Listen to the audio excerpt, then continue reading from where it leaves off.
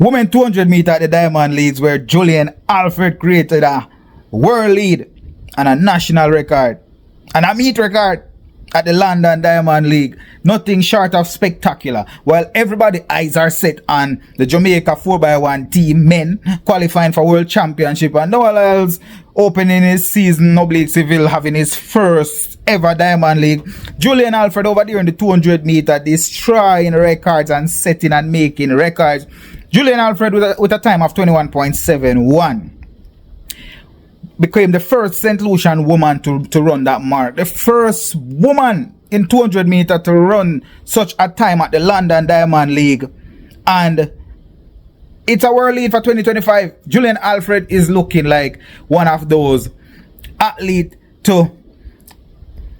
After seeing Julian Alfred going up against Melissa Jefferson, it seems like there are two female athletes at the pinnacle of track and field right now.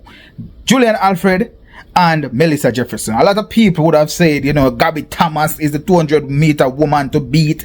In the 100 meter, it's probably Sha'Carri or Shericka. But right now, there is one sprint queen, Julian Alfred. I want you to put some respect on Julian Alfred's name. If you believe that Julian Alfred is the sprint queen right now, just drop Jojo in the comments down below. Julian Alfred with a time of 21.71. This is spectacular time. It's a very good, very good time, and this is early in the season. It's a win legal time, very early in the season, and she can only get better going into the World Championship. A lot of people is saying that after Melissa Jefferson beat Julian Alfred, Melissa Jefferson is the woman to beat. But remember, Melissa Jefferson is getting better in the 200 meters, and Julian Alfred is the 200 meter woman before she took over the 100 meters. So Julian Alfred right now, to me, in my opinion, my perspective says that she's one of the most well-rounded athletes. Definitely, we're seeing where Melissa Jefferson is taking that leap, but Julian Alfred cements her spot, getting this world lead, this national record and meet record. This is no joke time. These are no joke times from Julian Alfred. There are not a lot of athletes who have this kind of form right now and this early in the season. We're just hoping that she will continue to do well going into the World Championship, because I want to see the best of the best presenting their best times out there at the World Championship as we cheer them on. Dina Asher Smith finished second in this one with a season best of 22.25. Amy Hunt had a personal best of 22.31.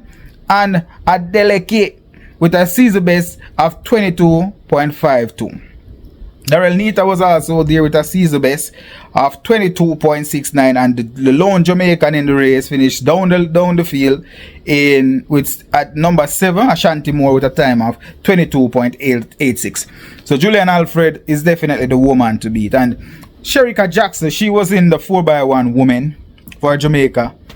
Jamaica finishing second behind a world leading time from Great Britain, from the USA, finishing second. I think that Jamaica right now, they are putting in a lot of effort to get their relay teams back to where it should be, because Jamaica had been losing a lot of medals in the world events because they are not medaling in the relays. They're not even making the relay teams. But with the Jamaica men making the relay teams, the 4x1 relay, and the women getting some valuable practice right now, I think that Jamaica is onto something. I really hope that they can pull off something. But with the world lead from Great Britain in 41.69, and remember, Great Britain have two teams. They have two teams, so that their relay is that deep. They field two teams at the Diamond League, and one of them had the world leading time. Jamaica with a second place finishing 42.50. Shericka Jackson was on that one. I think Tina Clayton, I can't remember, I don't see the lineup. I want to make sure though, but one of the Claytons are is in that lineup, and two more. Jamaica getting the practice. The Jamaican athlete, just imagine Oblique Seville going out there for the first time at the Diamond League. You know, Oblique Seville is about to become next level. Yeah, Oblique Seville is about to become next level, because these athletes who represent on the circuit, they usually get the high level competition. They usually get that mental gauge where they would say, all right, you know what, this is where Leslie is at right now. This is the strong point of his race. This is where Noah is at. And with his debut in the 100 meters at the Diamond League, with the kind of reception that he had, he had an excellent time. Running some 200-meter races going into the Diamond League, I'm sure that his confidence will be through the roof. And let's talk about the reality that Oblique Seville is getting more mentally tough. Oblique Seville at the Jamaica trials could have easily pulled out of the trials because of the niggle that he felt. But Oblique Seville walked through that and he came out with a season best, very close to his personal best. And then he keep running really good times. And a lot of people can agree that right now, the competition that Oblique Seville is getting from Kishane Thompson is going to push him to 9.7. In the 9.7 regions, drop your comment down below and let me know if you think Oblique Seville will be able to get to that 9.7 bracket. Because one of the other thing about Oblique Seville, in my opinion, is one of those athletes who cheer every single athlete on. Every athlete that is doing well, Oblique Seville will be the first to like their posts, congratulate them. You can see that athletes love Oblique Seville. So it's just a matter of time before he start to reap the rewards of his positive vibes. Oblique Seville and Noah Lyles, you can see that they have good camaraderie. You can see that they are cool. Zarnell Hughes was so happy for Oblique Seville. Yes, they are training partners, but that look like genuine love. What do you guys believe about that one? That look like genuine love in my eyes. Oblique Seville definitely growing up. He's all grown up at this point. Running 200 meters, going out there in the Diamond League circuit. Just imagine by the end of the season what we can expect. And I'm going to predict that Oblique Seville will be going 9.7 soon.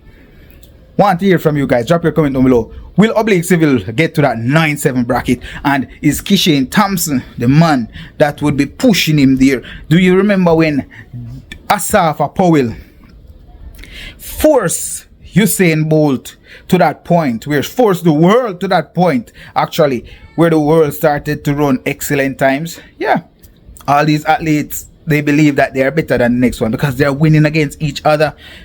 Akani Simbini early in the season defeated Kishane Thompson. Noah Lyles won against Kishane Thompson. Noah Lyles won against Oblique Seville. Oblique Seville won against Noah Lyles. Right? So these athletes, they are not afraid of each other. And I can tell you from what I've seen, the way Oblique Seville finished that race, it's not afraid of Noah Lyles. He's not afraid. Oblique Seville is like, he's still doing that silencing. He's silencing the crowd. He's silencing the competition. Oblique Seville is the man. He's coming into his own. It took some time. He had been at all the big races.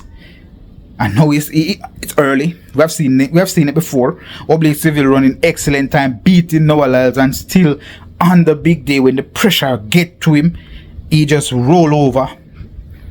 But this race is no pressure. To be honest, it was no pressure for Oblique Seville. The big race is to come. So we'll see what happens. I'm gonna wait, but I still believe that Oblique Seville going 9.7 soon. Drop your comments down below. Right narrative. Review the replay. Alright, let's review the replay. See you in the next one.